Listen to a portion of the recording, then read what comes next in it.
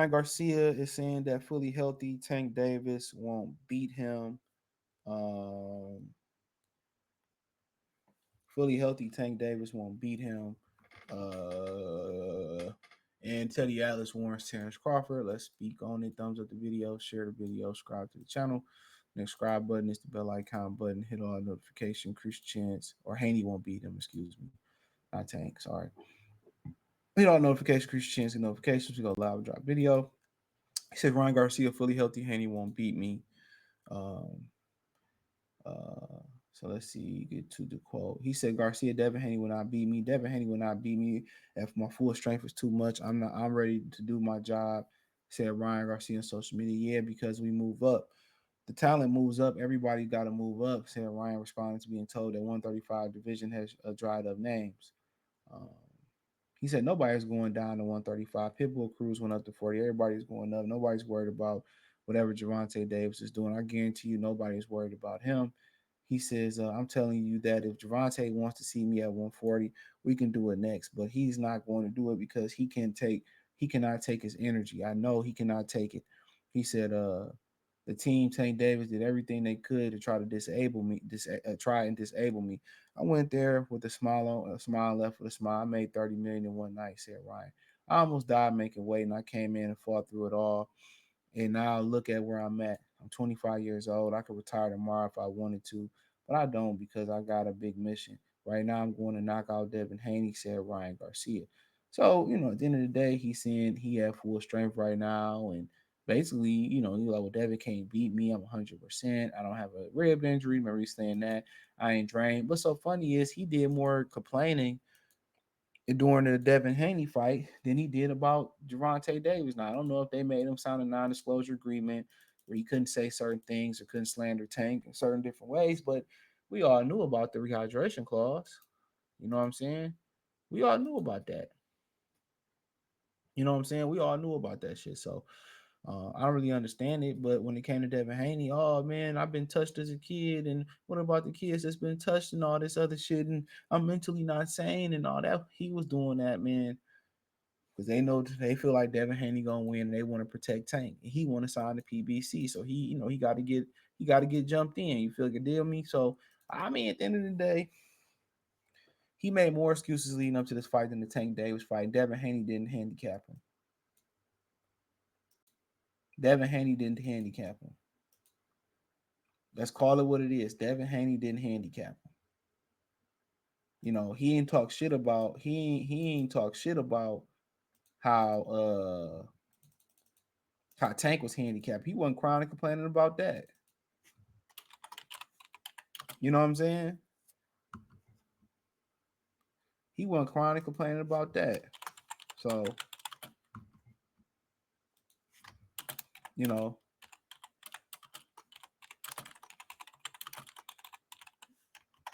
so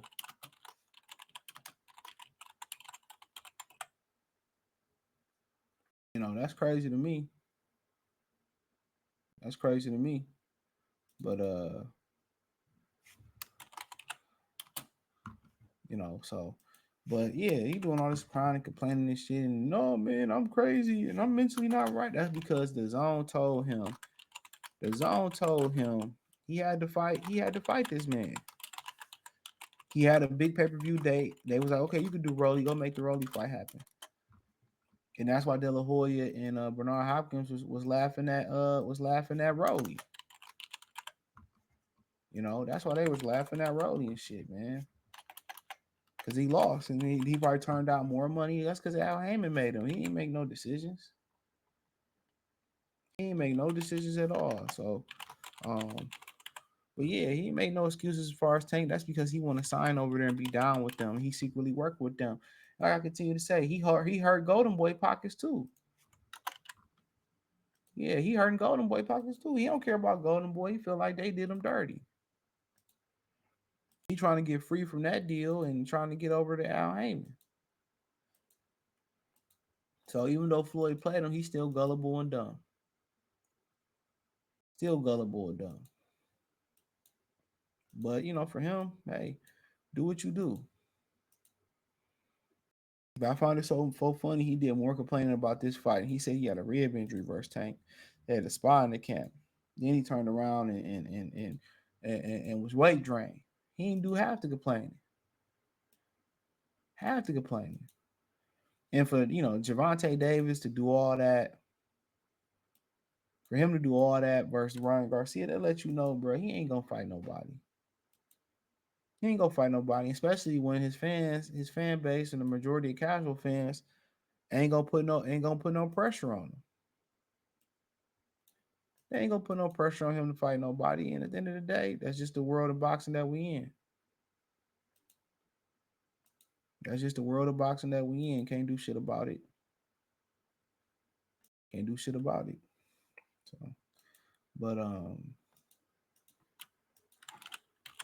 but it is what it is. So we see fully healthy. I was watching somebody posting in the Discord that he was um somebody posting in the Discord that his open workout, and they was doing the mitts, and he just quit doing the mitts right there with Derek James. He just quit doing the mitts. It's crazy. He just stopped doing them. But Telly Alves warns an actor Crawford to keep an eye on Father Time. Um, it just seemed like every time Crawford do something, it's a problem. Errol been out the ring a long time. I mean, Gervonta coming up on a year. It'll be a year by the time he get back in the ring.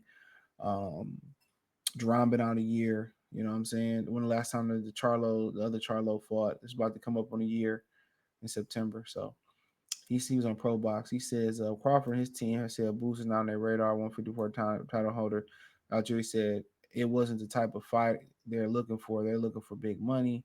He said, let's be honest, we're at the stage of Crawford's career where he's done it all. This is just the twilight of his career. He's looking to maximize his earning and maximize his legendary status.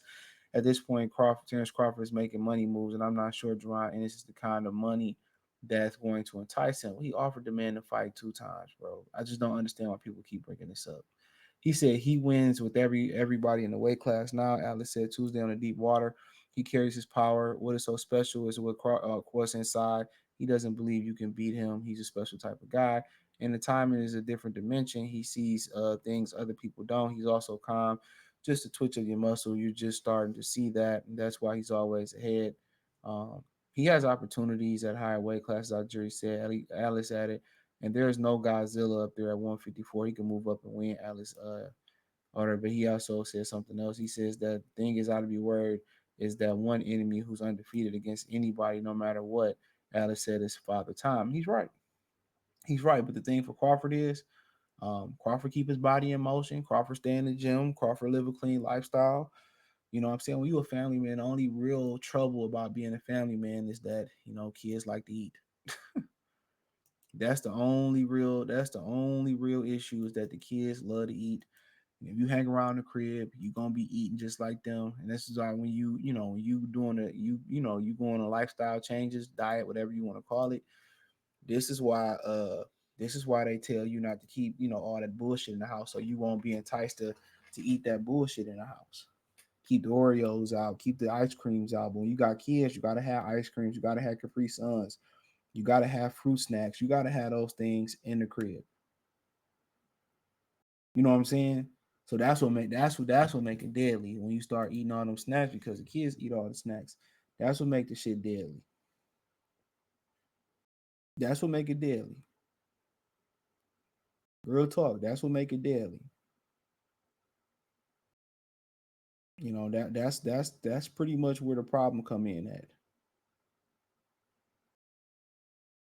That's where the problem come in at.